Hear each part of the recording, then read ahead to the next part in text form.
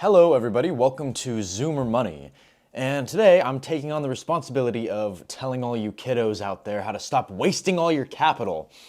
So the title of the video today, Budgeting for Teens.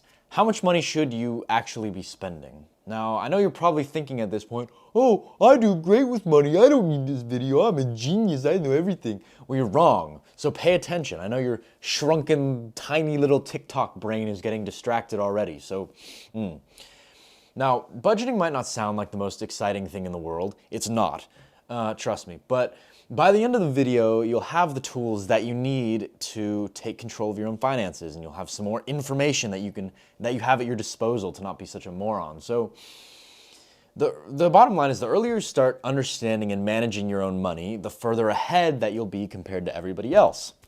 So, first let's talk about income.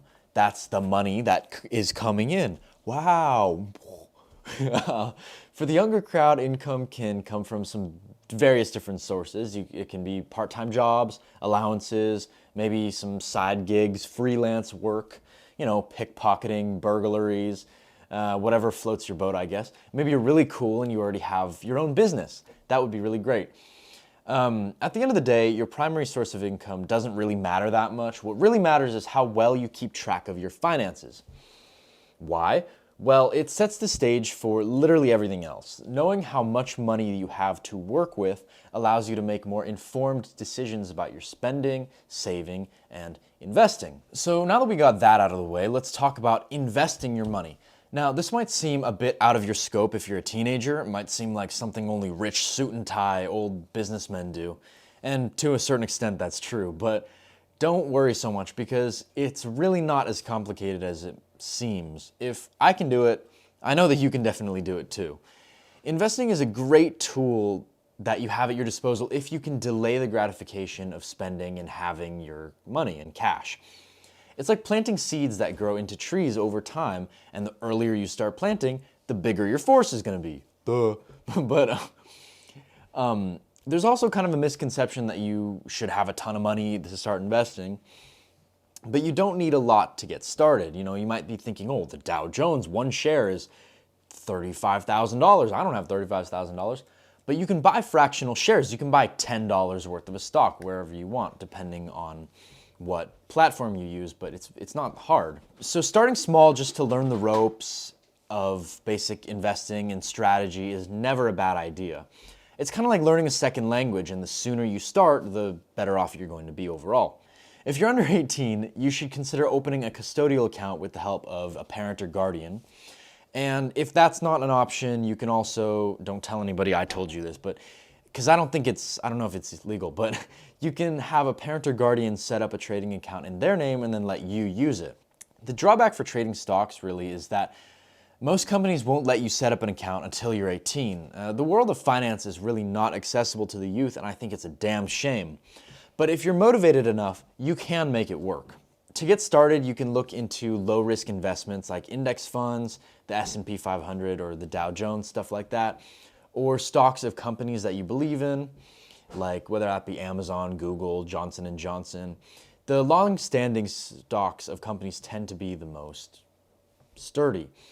Once you get into trading stocks, you'll find that there are different risk-reward profiles that you can choose from.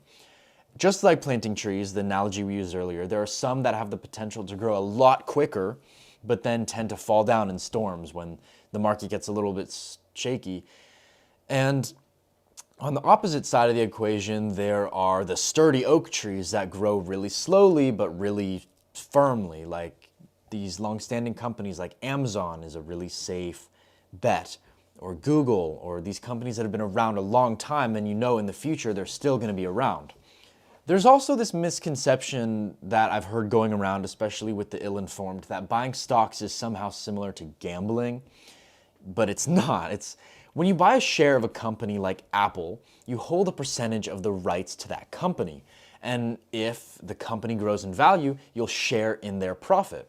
Your stock will grow in value as the company grows in value. And you can choose what companies to invest in based on what you believe them to do in the future and where you believe them to go. In this situation, research is your friend. You can make informed decisions about where you want your money to go. Whereas if you go take your money to a casino, you're betting on black. The game is rigged anyway because, don't even get me started on that. And you're just relying purely on luck, and it's never in your favor either. Even if you don't want to invest in stocks, bonds, or crypto, stuff like that, you can reinvest the money you make into yourself and into your own business. As a general rule, the more money that you have already, the easier it is to make more. That's why the saying goes, the rich get richer. That's where that comes from. It's because they have the capital or the money to invest into business opportunities whenever they see them. Let's say there's an opportunity to make 10% back on your money from an investment. The guy that can afford to invest $10,000 will get back $1,000 profit. The guy that has $1 million that he can afford to put into the investment will make $100,000 back in the same amount of time with the same amount of effort. So if you have some money saved up from your job, you inherited, it was gifted, you have some money in the bank account, consider your options to start something for yourself and reinvest that money into your business, into yourself, whenever you can. Having your own business definitely isn't for everybody. It's not for the faint of heart, believe me. But if you can handle it, it's nice to have the freedom of doing whatever you want, for what you want, not whatever, and choosing your hours, and it can be a very empowering thing. So now let's figure out budgeting. Budgeting helps you navigate and keep track of your expenses, your savings, and your investments. What you should do is start by breaking down your expenses into categories: your needs, your wants, and your savings. This is going to make it easier to see where your money's actually going, and you should really start paying attention to what you're spending on. Now, if only there was some sort of general guideline that you could follow to get started. Oh yeah, that's right.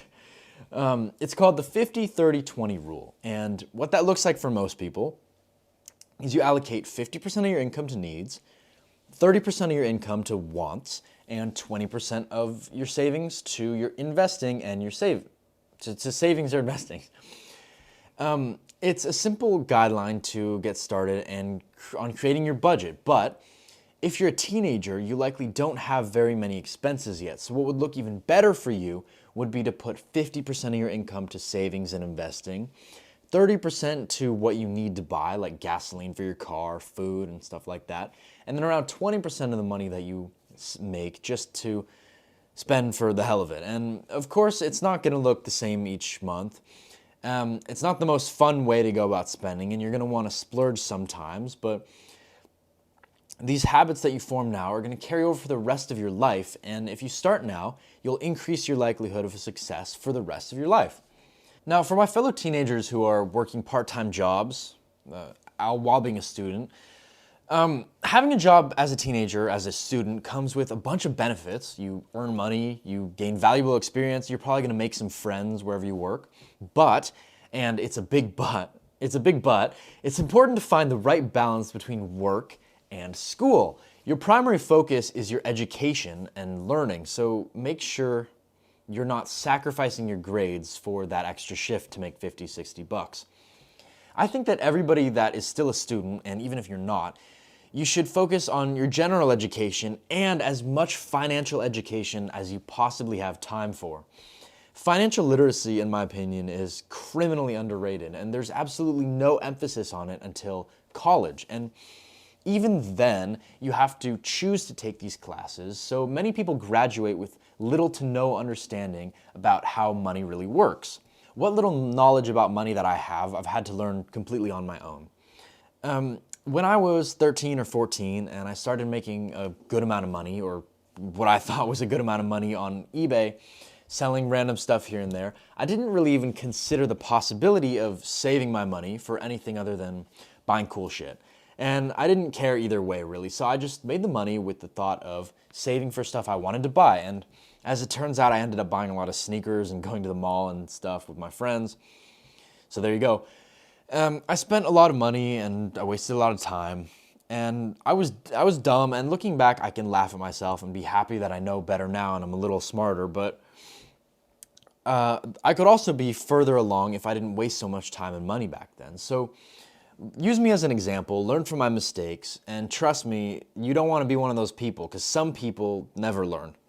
All right, by now you're probably itching to go back to TikTok and Instagram and scroll through videos for the next 30 minutes. So we'll wrap this up. Your homework, if you're still watching the video, figure out where your money comes from and how much you make. Keep in mind that you might need to pay taxes, so not all that money is necessarily yours. Make a plan for what you want to do in the future and how that money that you have can help you. Create a budget so that you spend mindfully and learn how to save smart and build up your wealth. The key takeaway is that budgeting is not about restricting yourself, it's about making intentional choices with your money. All right, that's all I've got for today. This has been another episode of Zoomer Money, so I appreciate you watching. I hope that you got something out of this, and stop wasting all your damn money.